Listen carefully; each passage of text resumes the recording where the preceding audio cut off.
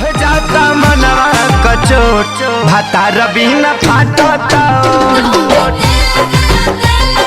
चैत के हवा मारे चोट भातार बिना फाटता खाए के तो उल्टा खपा मैं कुल मथुरी एकदम खपस से थमा कुल उड़ार सियार तोरा लोग हमसे काम तो वही में हम उलट के खपस दे कुल न गेहूं रही न मसूरी रही करत करत कर जाए हिल गई लो आई नान के ससुरा के जवन में हरारू मार दो कि अपन ही में बतिया यहाँ लोग आ तनिको ना देखिए कि खेत जरा था कि उल्टा था एक महीना का ससुर काम करे तो लोग कई साल का खैती जा पियती जा ना जब देखा तब मुरुर करत रही लोग सुनत है रे तकिया वो मुँह दाब देले है का रे का चिल्लातनी बाबूजी हाँ तकिया गिर बजया उड़ुक लगल हो गिरिया मत का बोलतनी बोलत है पड़वा कहाँ है का जाने कहाँ गनिया आवत हो जरा तो का सबराय चिल्लाए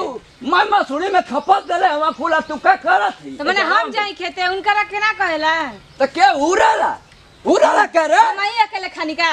कि हम ही उड़तनी खा तो है था ना अब उल्टा तू बड़ा टंगर पसार माने के हमारा बड़का पेट भइल बा ना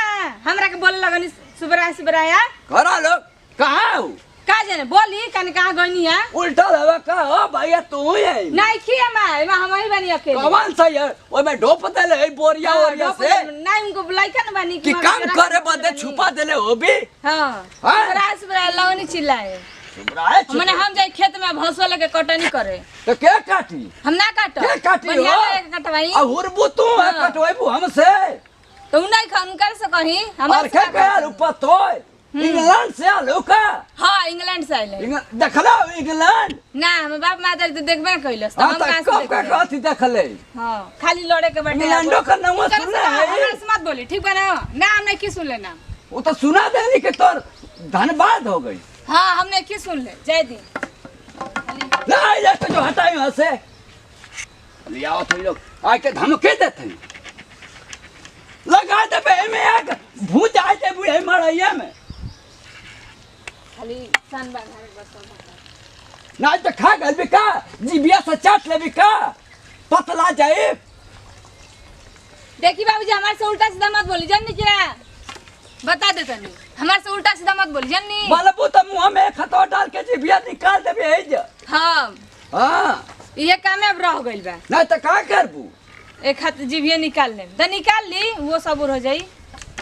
हमरा से कटनी ट्रेनिंग ना हो ठीक बा ना जाके के जगह काटे बहु काटे ठीक है बा हो ठीक है बा करवावा लोग ओए में सुताला करवावा हटवाई वहां से कुछ ना रही हट जरा दे बे में हाय जाना तो गीत के मारा पसार देबू जाना बोल देलू तो जबाल लड़ा देलू तो खलाइक बोलो तोरे खलाइक में आग लगा दे जानतो ना हो हमके तू ई का रे छरिया तरह बाबूजी कुल फेंका तरह छरिया तरह हम कहनी कि हां लेके सुता रहा घरवा में सा तारा खल से उल्टा सीधा बोला जिंदगी भरना चाहिए ना अमैल है तो कहबा के साइल मैल कर देले फीचत नहीं खे अब मैं फेंकत रहे नहीं का तमाशा लगे बड़े हो टमाटर बता कहला बम्मू लड़ावतिया का तो जमाना रे उजरंतिया हां का जमाना रहते हम गलत कहनी कि जब बोली है तो चुपचाप रहो तो का बोले रे उहे क्या किताबे से हम अब लड़ा लगलू हां लड़ता नहीं हां हम का कुछ कहानी है ए गांव वाला कौन ससुरा ऐसा नजरियो ना लगा दे बोला के कटवाई जो चुप जो हां बाबू तो बैठा कब करना जरो ना के नजरिया देखियो सर जाए पक जाए तो बाबूजी तो हरे न सब फदरी पता अगर कुछ होई तो काहे के सारा पहले बैठा जा चुपचाप ला एकदम चिल्ला तनिया थे जाए तो हम कुछ नहीं कहता तनिया तो निकल बाबूजी बैठा है जा तो कहां तंगी जा देता डिस्टर्ब है बैठा जा निकाल बुन करे ला कहीं कि वही जाके काट अरे हाय ते कहानी मारो लट के मारा हां मार का का बाबूजी मारी हम तू तो बैठा तू छोड़ जाए तो बैठा तू मत बोल तो पुरानिया है मारा तो हमके केस हो जाए हैला है तो हमारे हथवा में ना सुन लिया कि कई गो मर्डर लिखल है। मामा पापा तन कटवाइबे अरे चुप चले जा ओकरा के त मन त फरुहिया से दे दी का एक फरुही बाबूजी का अरे मारा उलट के जो नहीं हम देख ले मार चुप रह हमरे बतिया से फौजदारी बाबूजी जोन करे के कह लिए जो खा के उलट जात हो मगर मछ मती तू बाबूजी चुपचाप बैठ ठीक बा कहत नहीं बाबूजी की खत वालो बाबूजी बतिया हमर सुनबो करे बखा सौड़ी चतर सुनवा भाई कब जो सुन क्या चढ़ जो मोरे ऊपर है हम कुछ कहनी बाबूजी हम ना बोलनी है ना बोलतिया कौन का तो रात दिन पला नहीं रहेला कि मर जाए बुढ़वा तो मैं लेके राजे करे के जितना चिल्ला था चिल्ला दे बाबूजी हम कुछ नहीं कहनी बाबूजी की है गो मछिया धर ना बाबूजी त घाम हम लागत है धल पहले तो बढ़िया धल कहनी हम औथ बाबूजी कहनी नु कि बाबूजी मन ने करते जरा है कि तन जाए बाहर हम कमाए बारे हां अरे ना तो बेसारा तो कहता मुआ दे बे जलत बेसर सार यही सब ना कहत नहीं है ना कहत नहीं अब के दिन आज बना सब अपन अपन जंगल चरा के बाहर तो निकल चैता तो सूत जा चैते भर हम ना रहब हम जाए हम बोलते नहीं हम जाए जाए के भेज दी हम जइबे करब हम ना रहब हमारा से कटिया पिटिया ना चैते होई तो तू कहीं का गेहूं बाला मा हम ना कटब हां बोलते हैं तार हम बोलते हैं हम ना कटबे बाबू हम ना रहबे जा के काटी जाके काटा ओकर से कटाओ दू जने कर लो हम ना करब तू कहबे जा ना खेत देखा कर ना भेजबा तो हम भाग जेबे बोले हम बताते नहीं पहले ही कहते हैं नहीं से प्रेम से कहते हैं बाबूजी हमरा के भेज दे दो 200 रुपया हम ना कटब ना ना कटबे ना हम ना कटब कहीं ना के जाके अरे काट दे रे हम ना कटब हां ठीक बना बाबू एक महीना काट दे मेहनत हम ना हम एगो काम ना करब हम बोल देते हैं सीधा बात बिया हमर से एगो काम होई ना त खाना देबा हमरा के तो वो ठीक बना देबो तो वो ठीक बा हम पहले बता तो नहीं कि दे गोल पर हम दे बाबूजी हम बहुत कहते हैं कि हम जाए तो जाए हम ना मानब हम देखो तू एक था माई तो के मुआ लगे जा देखो ना हम जाए माना ना तू देखो मारा तू कबले मारे लो मारो आवा ऐसा आवा कहो आजी कान बचा ले लू बचा ला यही का कुल काने में फुसुर बतियावत है हम कुछ नहीं की कहले बाबूजी ठीक बना अब हमरा के दोस्त मत दी जब काम आवे तब बम्बई या दिल्ली चल जा कमाए आयो बुढ़वा काट के खियाए हम खुदे माना कर देन खियाए काट के हमार से कहत रहनी रहते कि जाइब हम बाहर तो रतिया के बतिएबू कि दिनवा के बतिएबू हैं रतिया के बतिए दिनवा के बतिए तो हम सुनती ना का सुनी का कही रहो से हम रतिया के बतिए चिल्लाए त हम बताई कि का कहतनी है जाके कहतनी बाहर हमहू माना करतनी बाबूजी जाए मत देम ठीक बा ना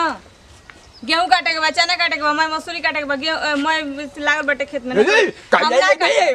और जब बने से ना निकली कुछ हां त हम ना नु काटब हमहू ना काटब बता देतनी हां अब खटिया उटिया का उखाड़ के फेंकत है वहां चलती बाजार हां त जाई बाजारे जातनी त सब्जी अब्जी ले ले ये ना मुंह निहार रे कि खूबसूरत है कोनो गाँव वाला ससुरा ना होता कि टोनिया के एक जरा फुका दे हट जाओ से हट मारो सही कुल काटा थे में त ना बूढ़ डाही के रख देल बने दा कुपातुरी भइल बने घर में कि कलह क देले बा एकदम से जियल मोहाल हो गइल बाटे हम तो कहते नहीं धर घटिया चिप दे ढेर भार भइल बड़न तो ठीक बा माने रोवा नहीं है का आप घर में सुटू मत कर सुटू ए कोई काहे ना बोले के भेज दो जब मार परला हन तो ए कोई ना कबे तब तो कबे कि 200 दिन तनी हई लेके कबे ब्यूटी पार्लर में तनी 300 दिन हौ लेके तो बाबू ले चोरा के तोर के देनी हां त बाहर जाके कहम त बोले जाबे करब हम कैसे चल जाए देखो ना हट तोरा कहला से हम रहबे जा नहीं खे जाएगा ठीक बा ना कहला से हम नहीं की रहे वाला है हां ते कर ना देख ना कहीं जानते बे हमर पगड़ी बनाइल त हम रुक नहीं सकत त नहीं रुक सकत रुक नहीं देख तो लतिया देबो बता तनी के पहले कटवाई हमहू ना कट हमहू ए कटवा जो ना नैहर जो चाह अपना भाई कहां जो चाह अपना बहिनी कहां जो हमरा मतलब नहीं ठीक बा ना हम अपन भाई बोला के चल जाम ठीक बा चल जे ठीक बा हमरा मतलब नहीं के गहुआ आ तोरा लेतरी मसूरी ले ठीक बा ना ओइ में झड़ जाओ ओहि में पूरा मैं नाश कर दस हां त हम आई नहीं खाते तो हट हमरा सामने मत लड़ियो मत हट जो हम रहब नहीं जा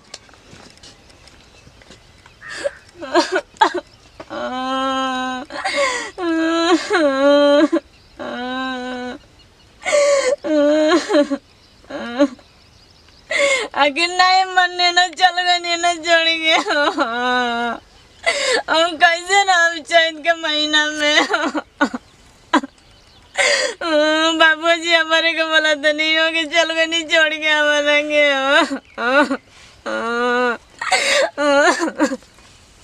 सहियों के छोड़ के चल गए नहीं बाबूजी के तो अब तो चिल्लाते रहने अब तो और ही गाधा मती हमारे के खड्डा बाप रे बाप इहो के तनको ना बुझल है तुम लाल शर्म मैं तनको घर के मैं पी गए मैंने छोड़ जाओ ना तब छोड़ छोड़ कोना कोना भागते रहे अब तो बाबूजी हमारे के एकदम ना छोड़ो बाप रे बाप एकदम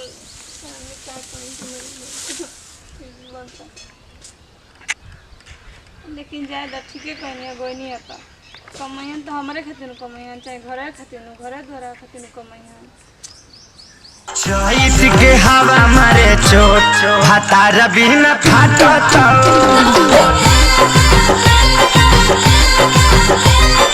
चैत के हवा मारे चोट हतार बिना फाटत मारत पछुआ धोको करिया भइल देह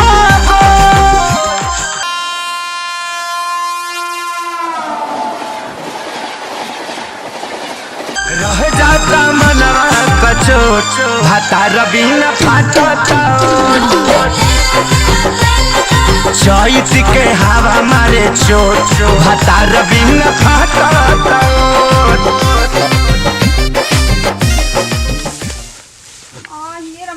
बाबूजी कहा तोरे ला शरम ना भाई आए नाचत हो नहीं जा कैला नाचत हो वो तार ओट फटा था त देखा एरिया लाल फटल हो देखा एरिया लाल फटल बाबूजी क्या करते और हमें कहिन का एरिया मुहा से ओठवा फटा था एरिया ना फट जाए वो खातिन कहदा कि हमारे एरिया फटा थी बाबूजी ऐसे क्या करते रहनी है देखा तोर करे जो लाल फट गेलो कर कहले के बाद तो घर नाच कर देलू काटे के बारी आ नोचे जा करत का हैं हम औ कहां फवा देले यही में हो आ कब चली ने रो बाजारी से बाजारी से उड़ दबे यही में मुआ बही ने का बाबूजी बात बात पे लागे खिसियाए लेला गुलाब का फूल आ चल जाओ कर पीछे पीछे आई लव यू कर बाबूजी कहीं जाए के नहीं जरूर वहां के गई नी हां नाम चल घर तब का ओकरा खुशी में तब मैया तो बनाओ ठिका रे ना बाबूजी के ओकरा खुशी में आ जाए सर तोरे खुशी में मैया अरे एक तो खा दे करे जावे में ना बाबूजी कितना माना कनी ना मन्ने चल गनी हुआ के ठीक बा ना हमारे को मत चिल्लाइए आँख लड़ाई भी हमसे लड़ाई भी रे मिलाओ रे काजल लगल काले मार का हुआ काजल मंगवा लेता हूँ चल गया तो ना बोलब ठीक बा ना आप कटिए कर रहनी हमू कटिया उटिया करब और ना ठीक बा अब फनात चल गए ना बताओ एक लाख शर्म भइल है ना